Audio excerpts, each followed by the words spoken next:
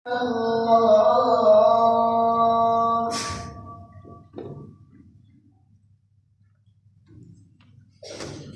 الحمد لله نحمده ونستعينه ونستغفره ونعوذ بالله من شرور انفسنا ومن سيئات اعمالنا. من يهد الله فلا مضل له ومن يضلل فلا هادي له. نشهد ان لا اله الا الله وحده لا شريك له ونشهد ان سيدنا محمدا عبده ورسوله. اما بعد فيا عباد الله اتقوا الله واطيعوه ان الله مع الذين اتقوا والذين هم محسنون. قال الله تعالى في كتابه الكريم: أعوذ بالله من الشيطان الرجيم. بسم الله الرحمن الرحيم.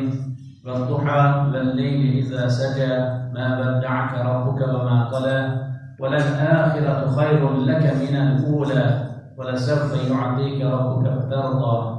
ألم يجدك يتيما فآوى ووجدك ضالا فهدى ووجدك عائلا فأغنى فأما اليتيم فلا تقهر وأما السائل فلا تنهر وأما بنعمة ربك فحدث.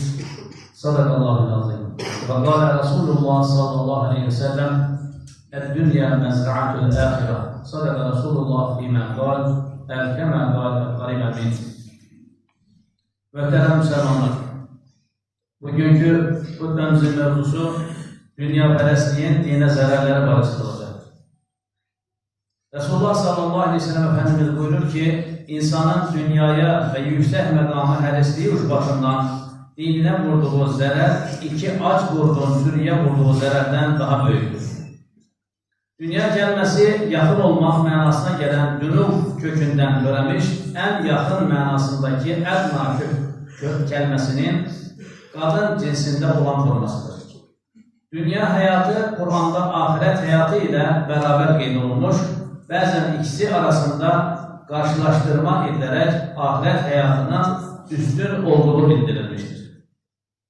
Qur'ana görə ahirət əməllərinə mane olmayan və onu ləngitməyən dünya həyatı halal bir neymət, hətta səadətdir. Hətta müsəlmanlara Rəbbimiz bizə dünyada da, ahirətdə də yaxşılıq ver deyə dua etmələri tövsiyə olunmuşdur. Möhtərəm möminlər, bir çox ayədə Hz. Peyğəmbər sallallahu aleyhi ve sellemə və möminlərə xitab edilərkən dünya və axirət xoşbəxtliyi birlikdə qeyd olunmuş və bu Allahın xüsusi lütfü kimi qiymətləndirilmişdir. Çünki dünya xoşbəxtliyi ilə axirət səadəti bir-birinə zidd deyil. Axirət xoşbəxtliyini qazanmaq üçün dünyadan imtina etməyə ehtiyac yoxdur. Dünyada rifah içində yaşayaraq da ahirət xoşbəxtliyi əldə edilə bilər. Ancaq ahirətini itirənlər dünyada da xoşbəxt ola bilməzlər. Bundan başqa, müqəddəs kitabımızda dünya və ahirət arasında seçim etmə məcburiyyəti ortaya çıxdıqda heç şübhəsiz ahirət həyatının seçilməsi istənilmişdir. Əksini edənlər isə şiddətlə qınanılmışdır.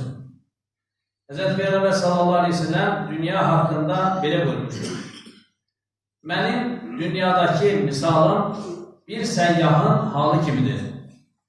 O, bir ağac görər, o ağacın kölgəsində bir az istirahət edər, sonra onu tərk edib yoluna davam edər. Dünyaya bu gözlə baxan kimsə ona meyil etməz. Dünya həyatının çətinlik, yoxsa rahatlıq, qıtlıq, yoxsa bolluqla keçməsi onu o qədər də narahat etməz. Hz. İsa aleyhisselamın belə dediyi söylənilir: Dünya bir körpüdür, onun üzərindən keçin, ancaq onun üzərində ev tikib təmir etməyin. Bu misal göstərir ki, dünya həyatı ahirətə çatdıran bir körpüdür. Beşik bu körpünün başında, məzar da bu körpünün sonundadır.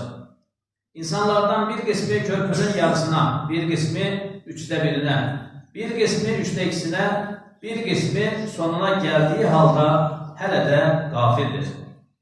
Səhabələrdən biri demişdir: Dünya ilan kimidir. Toxunduğunda yumuşaqdır, ancaq zəhəri öldürücüdür. Ən çox sevindiyimiz zaman dünyapərəstlikdən daha çox uzaq durmalıyıq. Çünki insan dünyadan sevindirici bir şeyə könül bağladıqda mütləq dünyanın naxoş bir hadisəsi gəlib onu ondan alır. Necə ki, xəstə birisi yeməyə baxıb, ağrının şiddətindən yeməkdən ləzzət ala bilmir, eləcə də dünyaya qalan ibadətlərdən ləzzət ala bilməz. Qəlbində olan dünya sevgisi ilə bərabər ibadətin ləzzətini hiss edə bilməz. Əziz müsəlmanlar, dünyapərəstliyə meyil edənin misalı dəniz suyunu içənin misalı kimidir. İçməyi çoxaltdıqca susaması da çoxalar. Bu, ölənə qədər belə davam edər.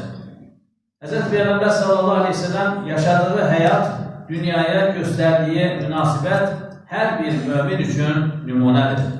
Allah Resulü sallallahu aleyhi ve sellem Uhud dağı qədər qızılım olsa 3 gündən artıq saxlamazdım demiş, həyatı boyunca dünyaya önəm verməmiş, vəfatından sonra bir neçə şəxsi əşyasından və çox az miqdarda maldan başqa bir şey qoymamışdır.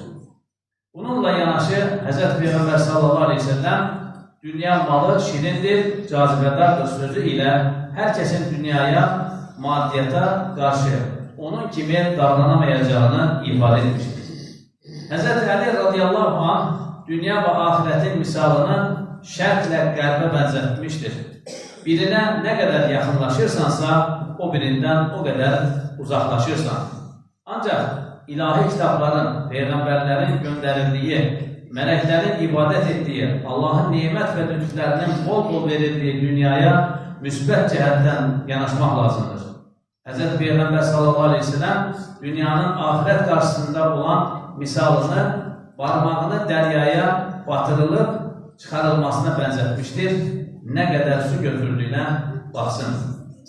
Başqa bir hədisdə isə dünyanın lənətləndiyini söyləmiş, ancaq Allahın zikr edilməsini, elm öyrənib və öyrədilməsini bunların xaricində qeyd etmişdir. Xutbəmizi Qasas surəsinin 77-ci ayəsi ilə bitirək. Allahın sənə verdiyindən özünə ahirət qazan. Malını Allah yolunda sərf et. Dünyadakı nəsibini də unutma. Ələ innə əhsənə kəlam və əbləğən nizam. Kəlamullah mənkil əsizil aləm. Kəmə əqvalə Allah təbarəkə və teala fil kəlam. Və izə qurəl Qur'an fəstəmi'u ləh və ənsitu ləalləkum turhamun. Əuzu billahi mineşşeytanirracim. Bismillahirrahmanirrahim. İnnə dîne indəllahi İslam.